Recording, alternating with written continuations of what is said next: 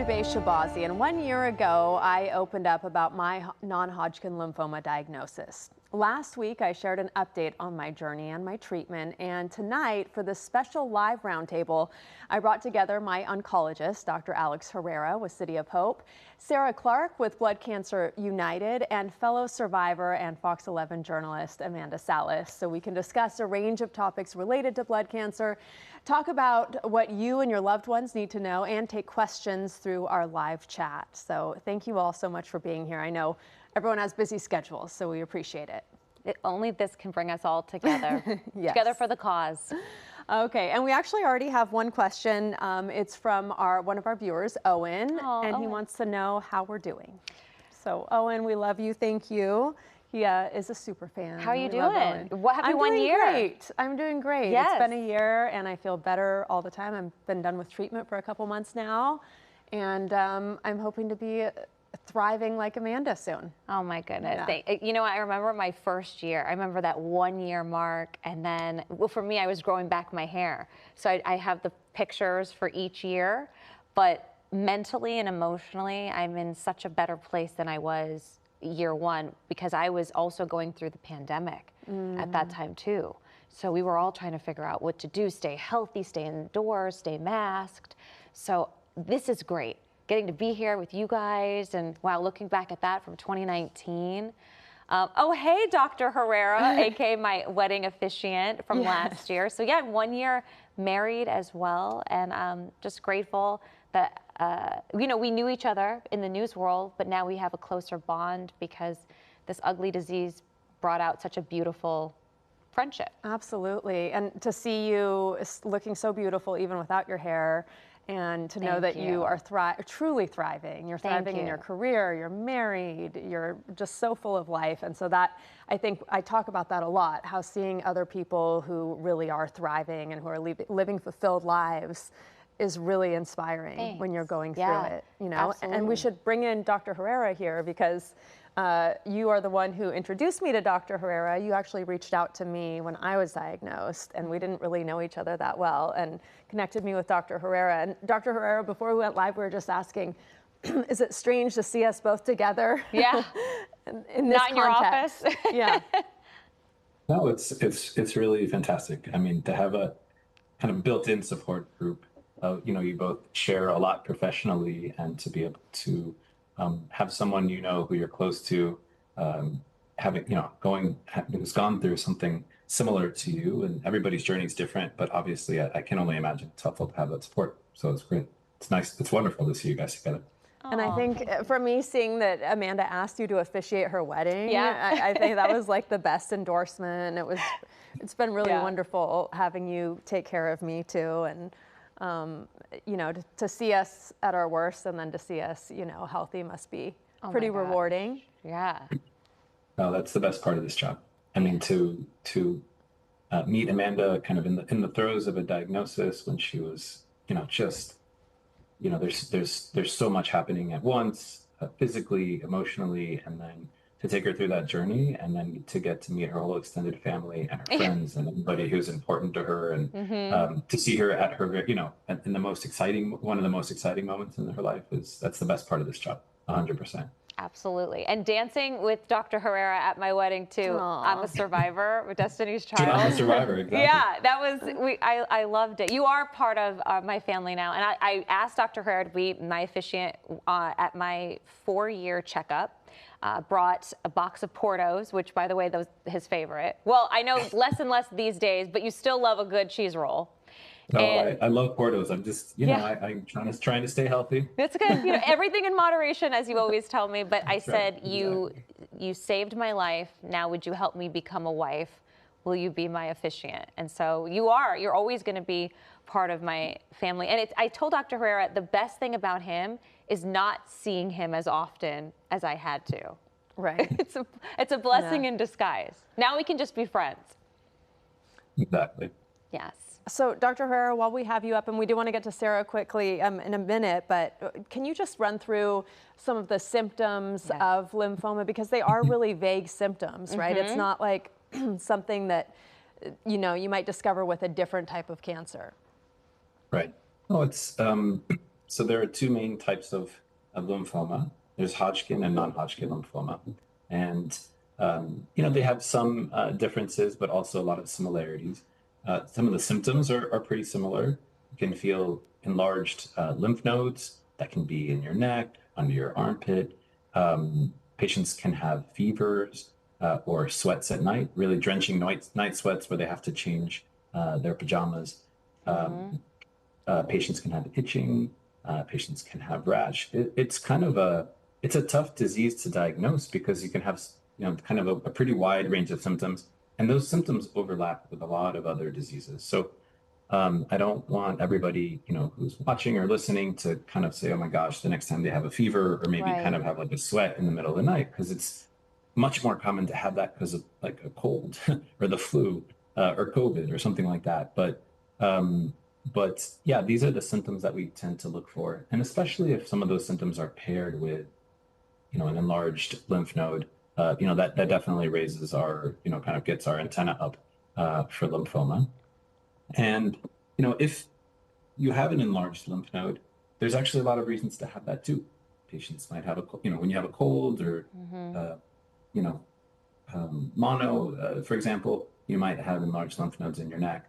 And so what's really important about any of these symptoms is if they persist, right? If you have fever, sweats for a couple of days, and it goes away, it's very unlikely to be lymphoma. But if they persist, if they stay for getting into weeks, that's when you should be seeking attention. Yeah. And we have a viewer who wrote in, how long does it take to heal from surgery? We didn't have surgery. Is there surgery involved with blood cancers? So typically with blood cancers, blood cancers would be lymphoma, multiple myeloma, or leukemia are the kind of the main types of blood cancer. Because they're blood diseases, by definition, we typically don't use surgery as part of the treatment.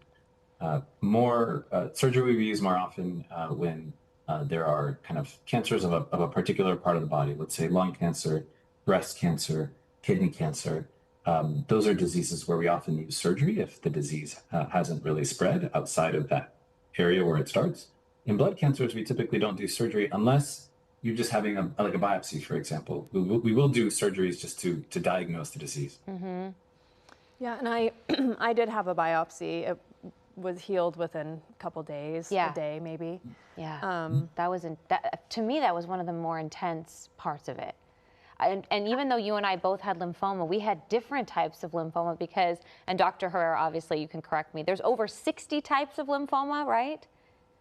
Right, so I started off kind of with the big picture. There are two main types of lymphoma, Hodgkin and non-Hodgkin lymphoma, but within non-Hodgkin lymphoma, for example, there are many different subtypes. We're getting onto 60, 70 subtypes. And similarly with Hodgkin lymphoma, there are multiple subtypes. So you're right. Two people can have, could have lymphoma, but have a completely different treatment because it's a completely different disease. Yeah. What were your symptoms? I had a little lump and I had no idea what it was. It didn't hurt. It was in an odd place. Mm-hmm. And so I thought I pulled a muscle or something because I knew nothing about lymphoma. Right. You hear about breast cancer and you hear about other types of cancers and how to check and how to screen, but I had no idea. So I went to my doctor. The doctor then referred me to an ultrasound. The ultrasound then referred me to the biopsy. The biopsy then referred me to an oncologist, and it went like that. Yeah. So by the third doctor, I kind of was scared. Of course. Of course, but no one really tells you anything. No. At least in my case. Or they misdiagnose you, which is what happened to me. They didn't tell me anything until it was actually diagnosed after the biopsy. So that was my case. Mm-hmm. And you? I had rapid weight loss, extreme fatigue, couldn't even get out of bed. And the thing that bothered me the most was the itching. Mm-hmm. It felt like, and you, like you said, Dr. Herrera, you will never forget this kind of itching. It almost felt like there were red ants underneath my skin. It would wake me up in the middle of the night. I had to take copious amounts of Benadryl just to get myself back to sleep. And the itching is bad when they tell you that you have cancer, you're almost for a second relieved because as soon as you start treatment, the itching will stop. Mm-hmm. And once I started chemo, I did not have that itching again. And it was that was the first blessing. Yeah, I was grateful for that. So Sarah, let's bring in Sarah now to talk a little bit about the resources available, because this is kind of a good segue to bring you in. I had no idea. I didn't know anything about lymphoma. I don't know about you. No. But I knew nothing. I didn't know what resources were available. I didn't know what support was available. And that's what you all do. So tell us a little bit about, what is available to patients who have maybe just been diagnosed. Yeah, I love that. Thank you guys so much for having me. I absolutely so grateful to be here to educate everybody on those resources, because it always breaks my heart. I've worked for Blood Cancer United for 14 years, and it always breaks my heart to hear that we've had a patient that's gone through their journey and didn't know we were here, because that's what our volunteers are working so hard to help raise money and do things to get people these resources. So the resources are copious. So from everything from financial, that's usually what people think of first when they think that we can help them, is like, oh, do you need money for travel assistance, urgent need, copay assistance, all that sort of thing. Cancer is a very expensive proposition. But then also a lot of times I hear people say, well, I didn't call you for resources because I didn't need money.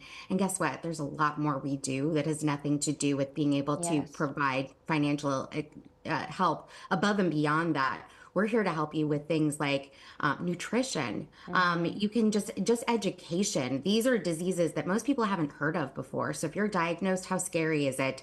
And sometimes your doctors don't have a couple of hours to sit with you and answer all of your questions. We have nurse practitioners there answering our hotline that are experts in these diseases that can really educate you on that. We help you find support groups.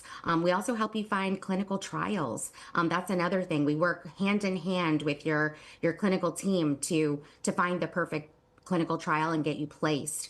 So there's so many. Medical debt, that's another thing. We have a brand new program that's just a little over a year old, where we help counsel people on medical debt. So we don't pay it off for you, but we really do go through all of your bills with you, help you understand it, and so that you know what you owe, what your insurance owes, and also what you can ask for help with.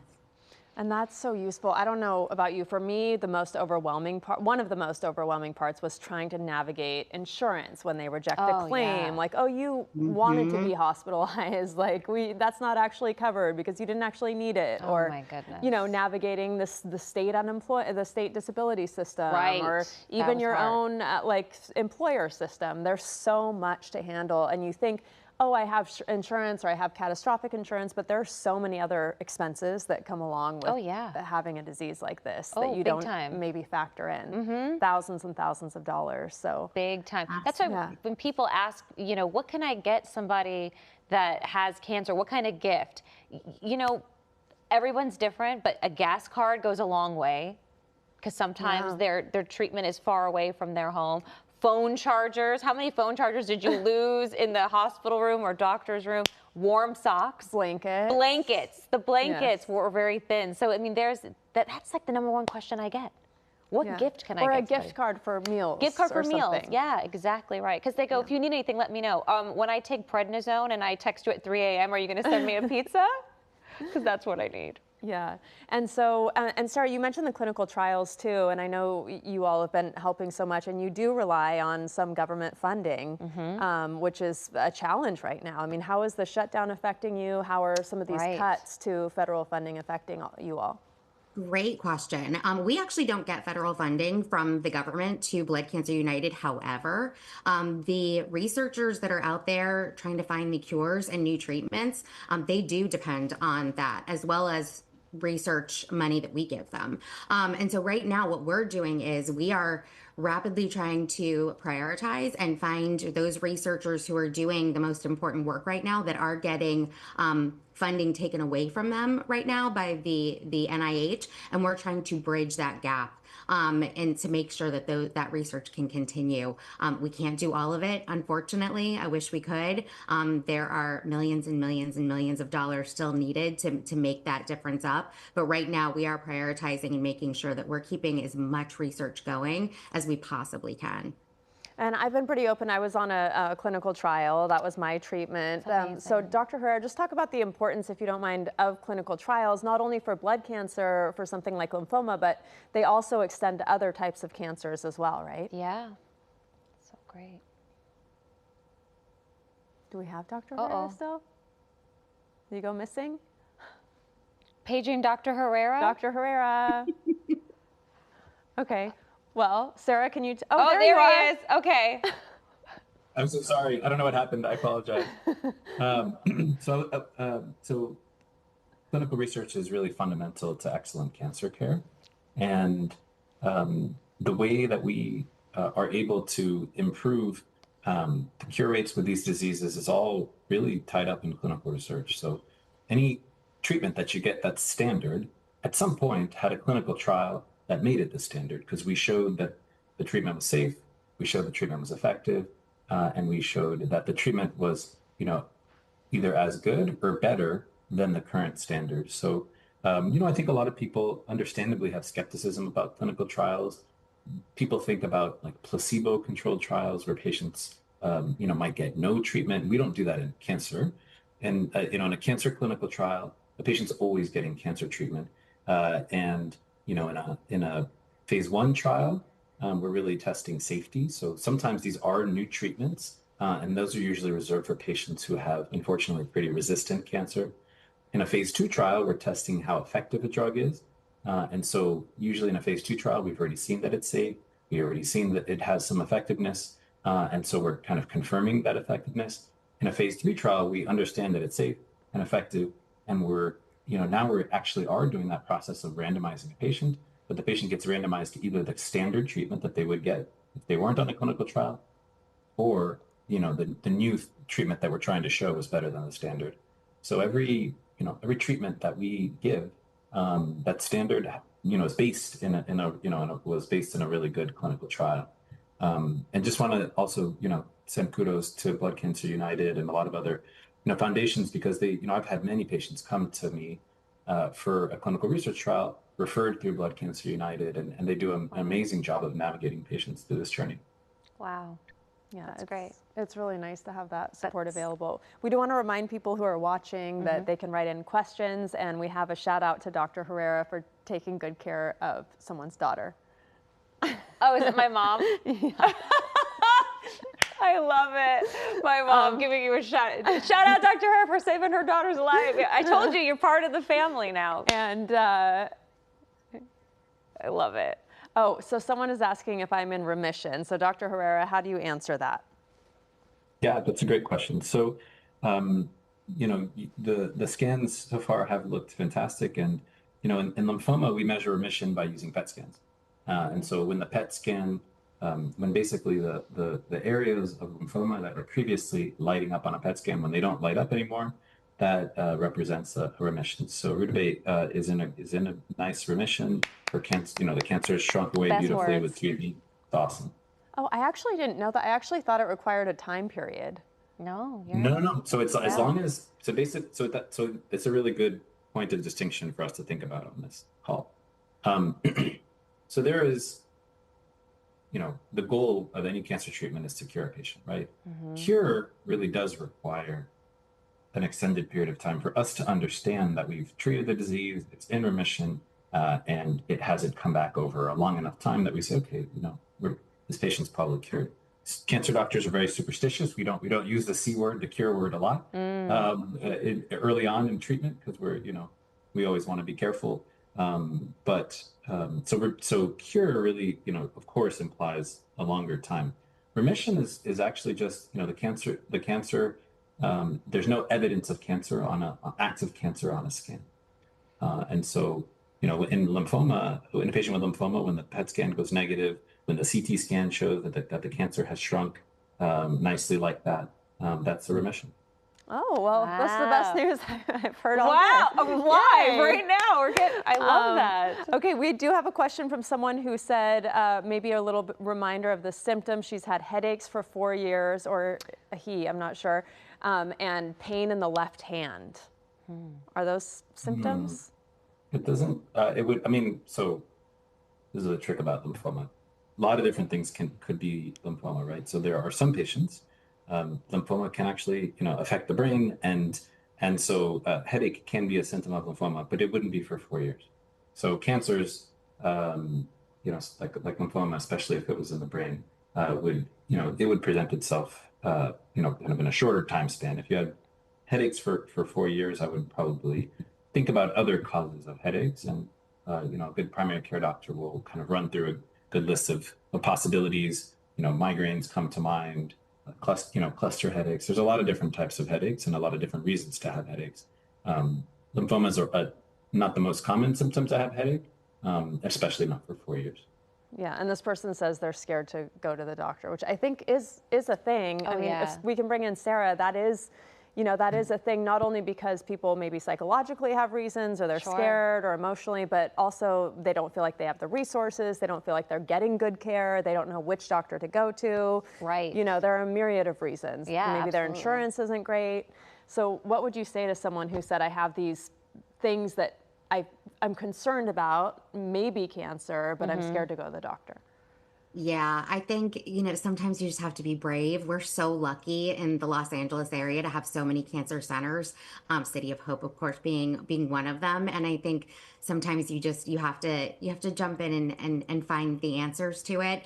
We do have a lot of education programs that we do. So if anybody's really scared and they think they might have something, they can always join one of our education programs too and come and ask some questions, because sometimes you have to take baby steps. But it is really important to find an answer, because you got to start that treatment. You both know more than probably anybody else. You've got to start yeah. that treatment and get to the other side as quickly as you can, if that is unfortunately the diagnosis that you have. But I think, getting yourself educated, asking a lot of questions, and having an advocate there with you. Our Yeah. patient community outreach team right here in Greater Los Angeles are so good about answering questions and helping people get through those scary moments, because it is scary to go take the leap and go find out when you think something might be wrong. It is, and it's normal and natural.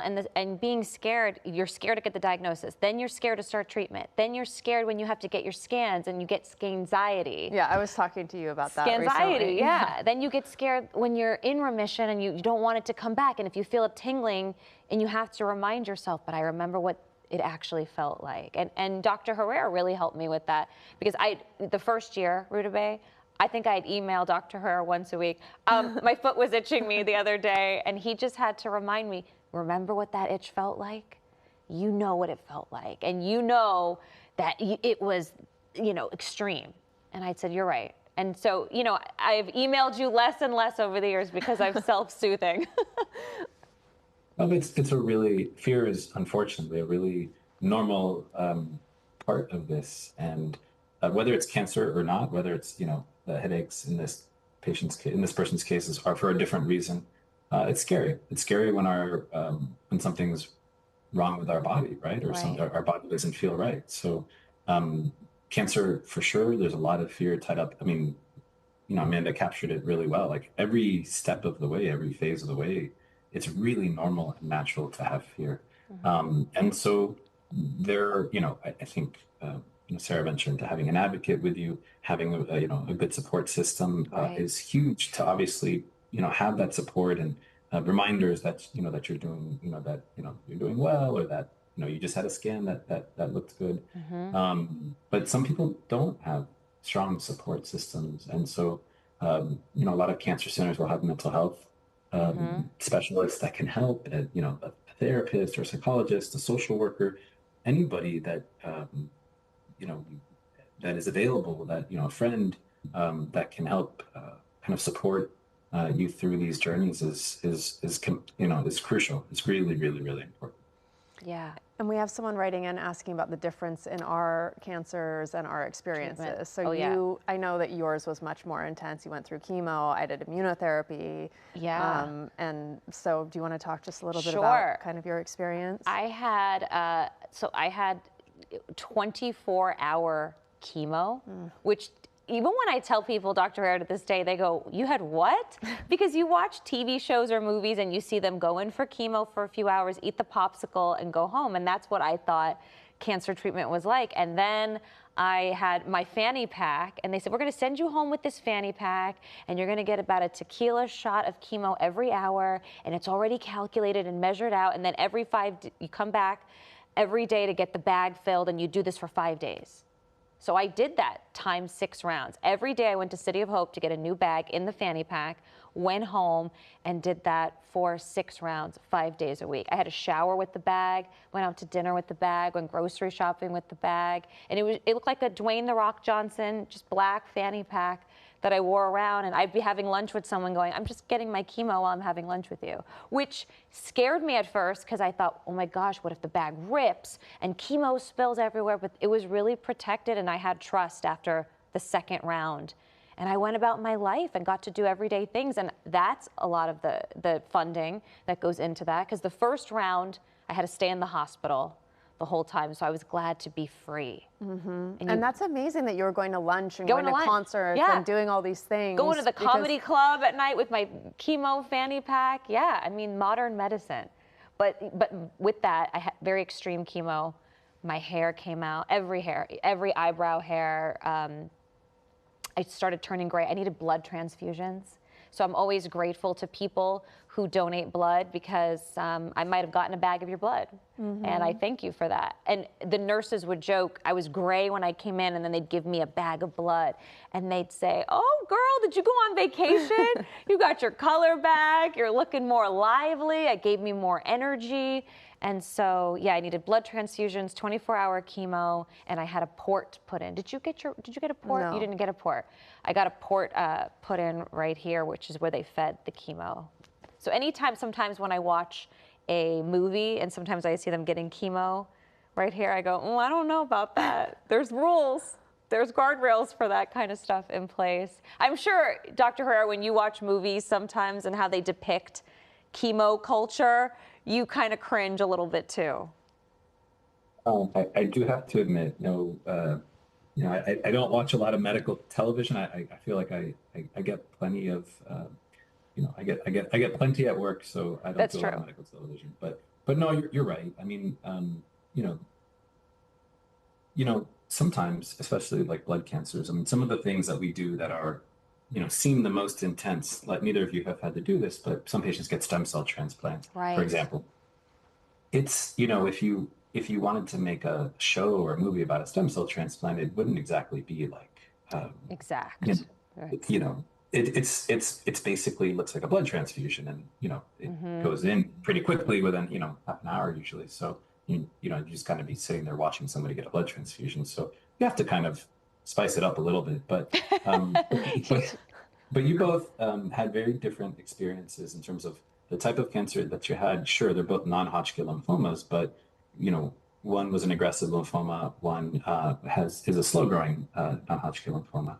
The treatment for the aggressive lymphoma was much more intensive. It involved chemotherapy. Yeah, it was a continuous infusion of chemotherapy, which is why you needed the port, because you can't give a 24-hour continuous infusion and go to the comedy club and go to the restaurant if you just have an IV in your arm. Right. The fanny pack situation required the port. But Rudabeh was able to go and receive these, infusions, ultimately injections. The drug can be given both ways, but these injections, and there was an observation period after the injection, but no portacath needed. Just very, very different treatments for different types of non-Hodgkin lymphoma, and so often no two journeys are going to be the same. Right. Yeah, and I feel so blessed that I didn't have to do chemo, and it speaks to how advanced, how far we've come in the I'm grateful you didn't have to go through chemo. So I would do the infusion/injection. I think I did 10 rounds total. Initially it was weekly, and then it went to every 3 weeks, and I would take maybe 2 or 3 days off work and then have the weekend and kind of recover like that. And I was just really tired, but I could walk out of there. I didn't have chemo. I didn't lose my hair. I didn't have the fanny pack. So I'm super grateful for that. And then someone just wrote in and said, how do we know, when you're on a clinical trial, do you know if you're getting the drug or not? And in my case, I did know, but I assume that there are some trials where you get like a placebo or you don't know. Is that right? Huh. Is that true? That would be like a randomized phase 3 trial. And we do sometimes do placebo-controlled trials. But again, the key about that is, half of the patients, let's say, would be getting a standard treatment. The other half of the patients would be getting a standard treatment plus an additional drug, let's say. And so what the placebo would be is in the patients who get the standard without the additional drug, they'll receive like a bag of saline, for example, instead of the extra drug. So, everybody's getting treatment. we aren't giving people sugar pills without cancer treatment. And we do many randomized trials where patients do know what arm they're assigned to. And so, a couple of years ago, we finished a 1,000 patient randomized clinical trial in Hodgkin lymphoma, where we changed how we treat patients who have newly diagnosed Hodgkin lymphoma, and that was a randomized trial, but it was not a placebo-controlled trial. Patients knew which arm they were on, and you can often tell because the side effects of the treatments might be a little different. And Owen, I had another question. What are the chances of survival if it caught early? Well, so lymphoma is a disease, like I said, there are many, we've been talking about the fact that there are many different types of lymphoma.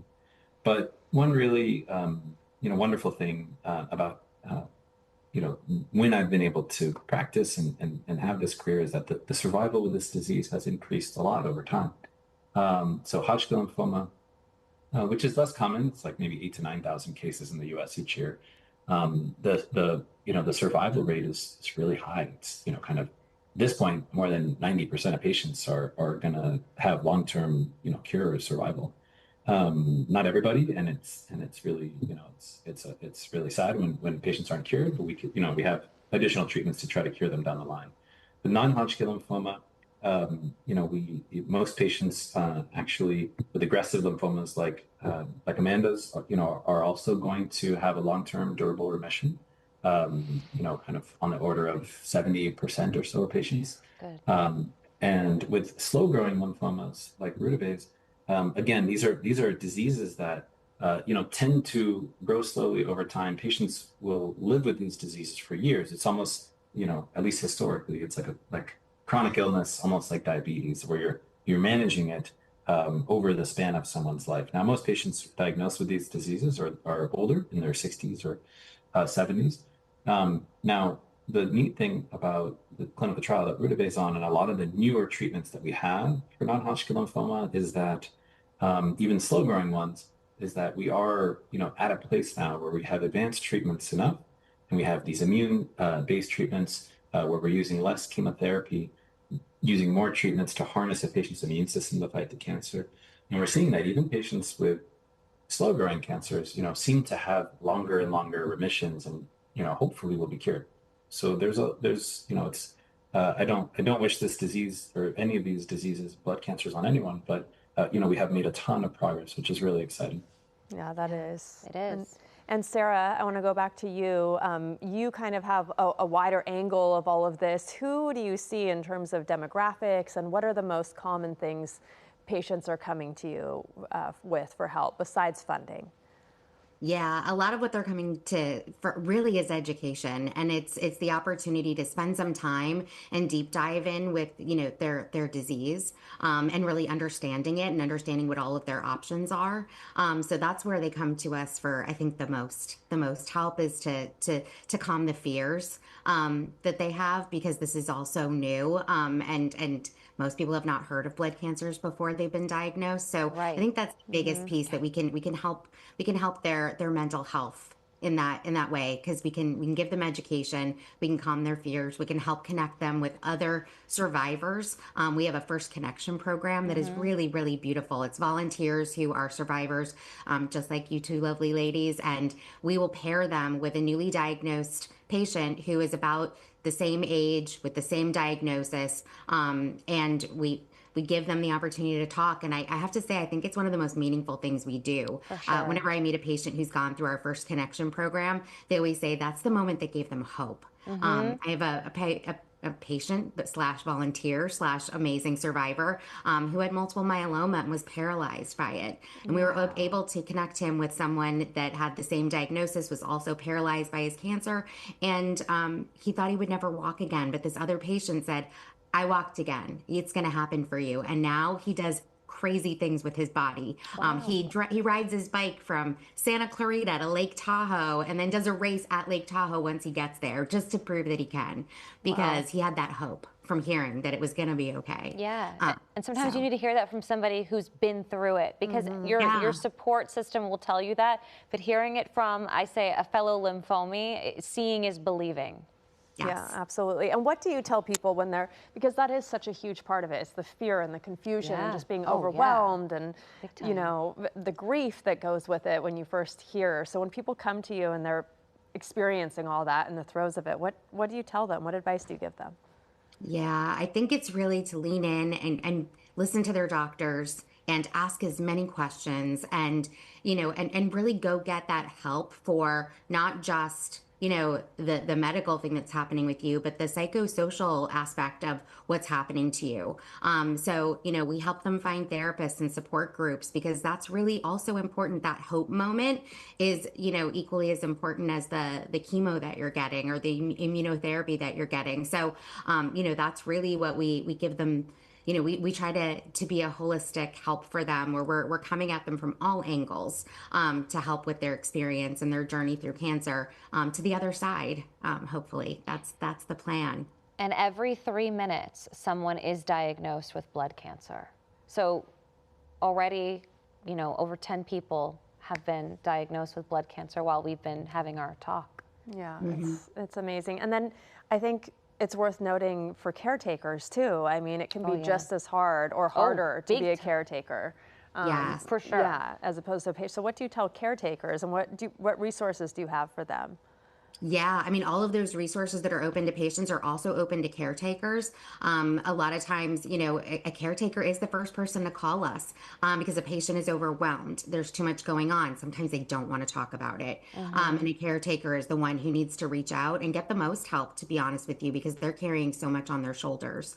So that is every single one of these resources. It's also here for caretakers. Also, children. Parent is going through a cancer journey. They need help for their children sometimes to navigate. How do I explain this to them? How do we talk to them about what's happening right now and calm their fears? So we really do try to have a holistic, whole family, whole universe for that patient, help for them. Yeah, and that's one of the questions I get the most.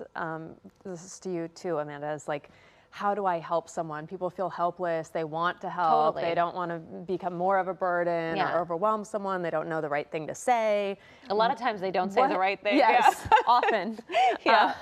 But they try. They Their try. heart's in the right place. Yeah, but no malintent there. yeah. What do you think your advice would be to someone who's trying to navigate how to take care of a loved one or how to, support a loved one? There is no right or wrong way to go through cancer. Emily Post doesn't have a book on etiquette when you're going through cancer. The nurses told my grandma, hey, when she takes the prednisone, she might be a little bit more on edge. And I was, because they were asking me a bunch of questions, or I'd say, don't wear strong perfume around me when I'm doing chemo because it affects me differently. And so one day I remember saying, like, who sprayed perfume? It's too strong and I'm getting a headache. And my grandma goes, my gosh, you've never yelled at me like that before. And she went and told the nurse, she goes, my granddaughter yelled at me for the first time. And they go, she is on prednisone. And, her mood could be, changed. So I think there's grace both ways.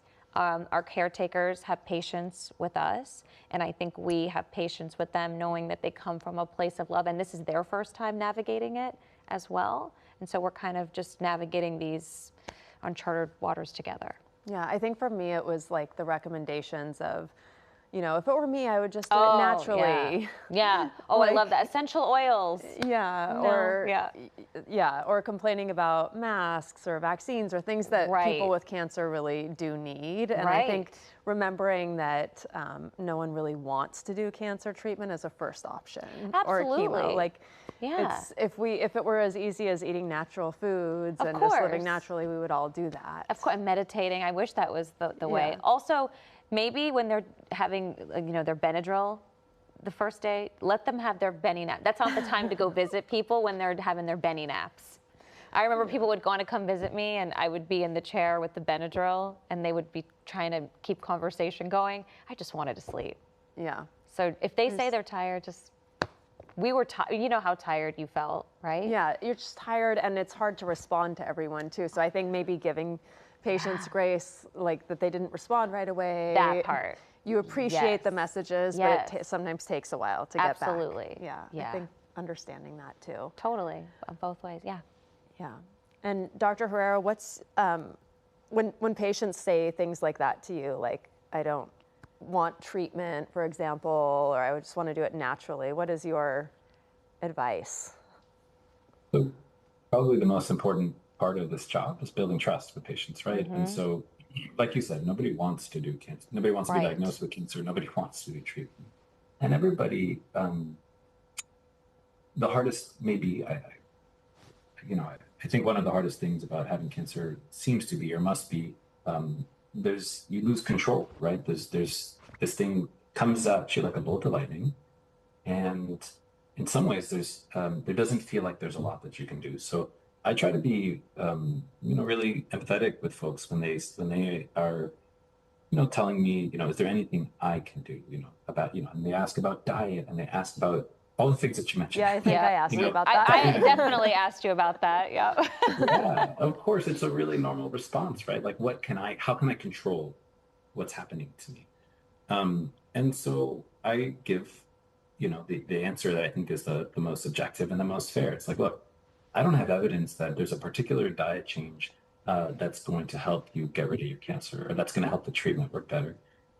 But I can also say that I don't have evidence that says it's not going to help or that it's going to make it worse.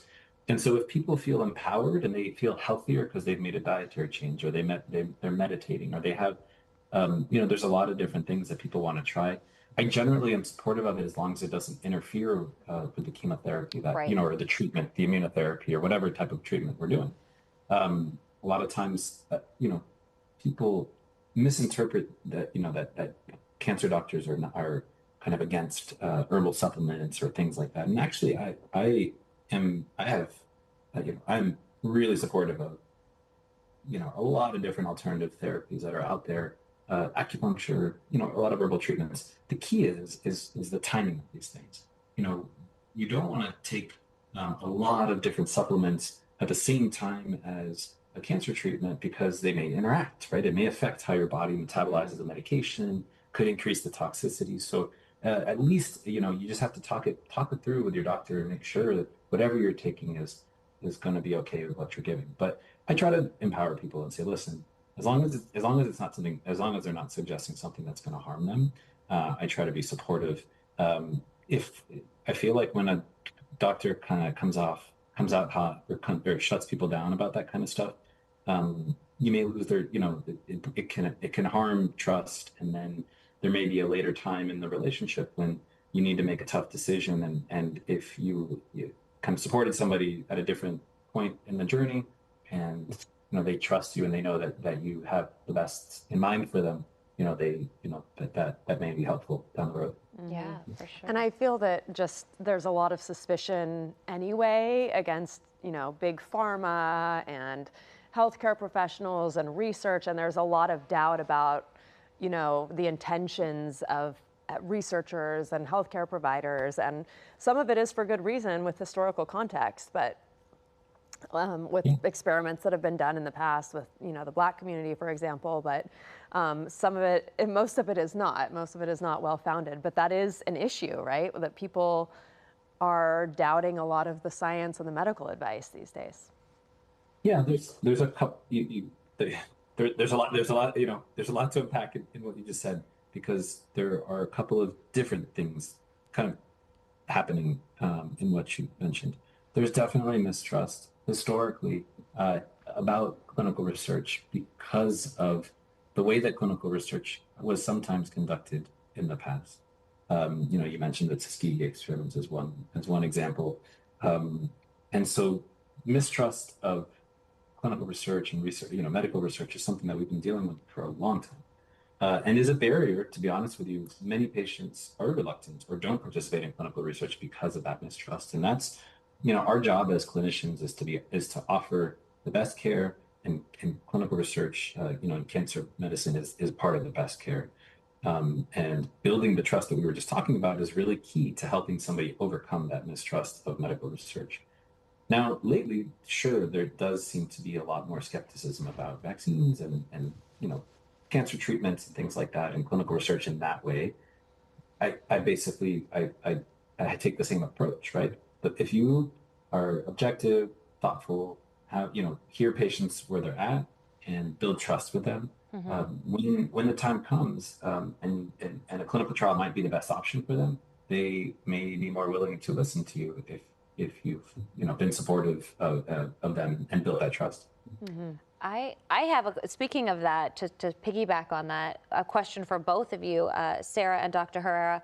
One thing that I get asked a lot, and I've even asked both of you guys individually too, because to this day people will say, you had blood cancer. Why wasn't a blood test able to detect it? And I know that's something that you're working on for the future, because the scan, right, X-ray, ultrasound, that's the only way. You got to see inside to really diagnose it, right? Well, it depends and Sarah will I'm sure also speak to this. For the different types of blood cancers, we diagnose them in different ways. Right. So multiple myeloma and leukemia, you often can find with a blood test. Right. Lymphoma, even though it's a blood cancer, we typically don't find with a blood test, and we do need to do scans or a biopsy to confirm it. So it just depends on the blood cancer. But most of my patients with lymphoma are, it's confusing when we say you have a blood cancer. Right. And we are checking patients' blood all the time. Right. With labs. To track the cancer. Yeah. It's to track the toxicities of the treatment, or, so it is confusing. And Sarah, what's your response to all of the subjects we've just been talking about? Maybe people are surprised that the blood cancer hasn't been detected. They've gone for their regular checkups. It comes as a total surprise to them. And then also, are there people who are coming to you who are reluctant to get traditional treatment?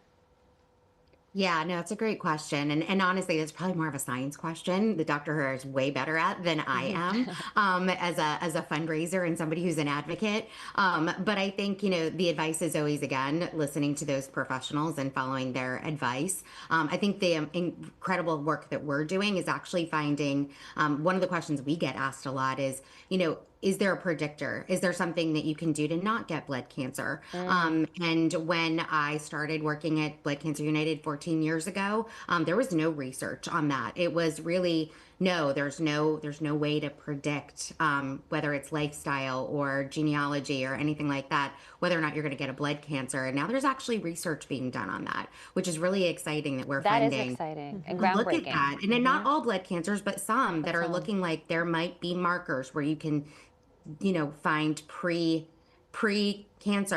information so that people can get checked more quickly and things like that. So we're starting to find some of that research being done. No answers yet. It'll be a few years before any of that comes to fruition. But it's really exciting, the things that research is telling us now. And just seeing the advances that you've seen in the 14 years, I mean, can you speak to that a little bit? Because they have been really dramatic, right? Yes, dramatic is right. And Dr. Herrera is smiling because I'm sure he knows as well. 14 years ago, we might hear 1 or 2 FDA approvals for a new treatment for blood cancer happening a year. And now, to be quite honest with you, it's so hard to keep up with them. We're looking at 50, 60, 75 a year that are happening. So it's happening faster and faster. I would say it's like technology, right? Yeah. It goes faster and faster all the time. And so, to keep up with it, we have to fund that research to make sure that we're still finding all of those nuances and new treatments to help people.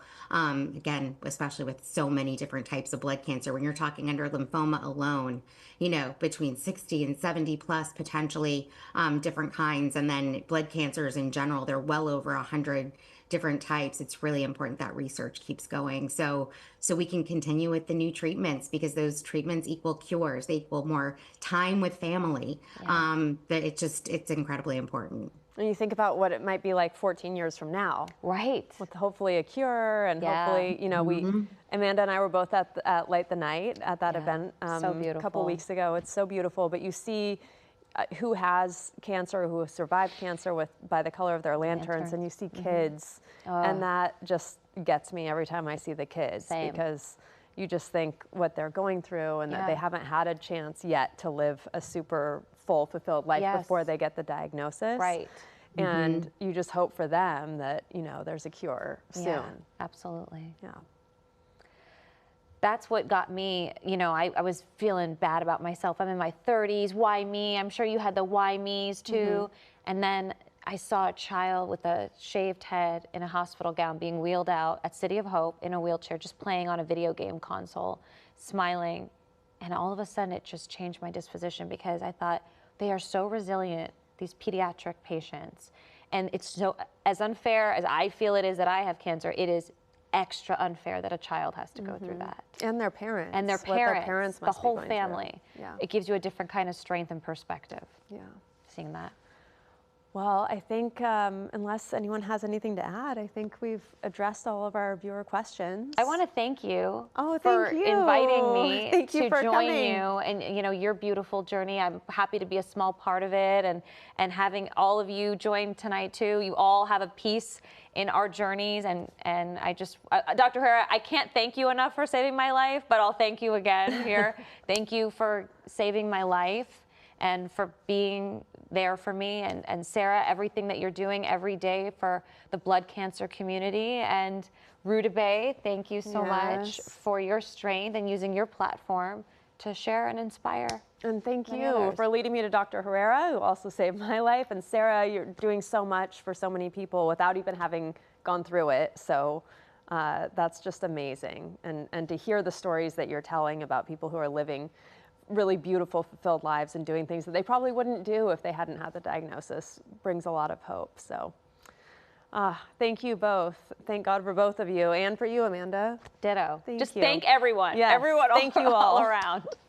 And thank you to everyone who watched our roundtable today, and of course for our guests for the time this evening. And if you missed any of this, you can watch tonight's entire conversation on CBS LA's YouTube and our Facebook pages. And you'll also find many more reflections I recorded about my own journey on our YouTube page as well. Have a good night.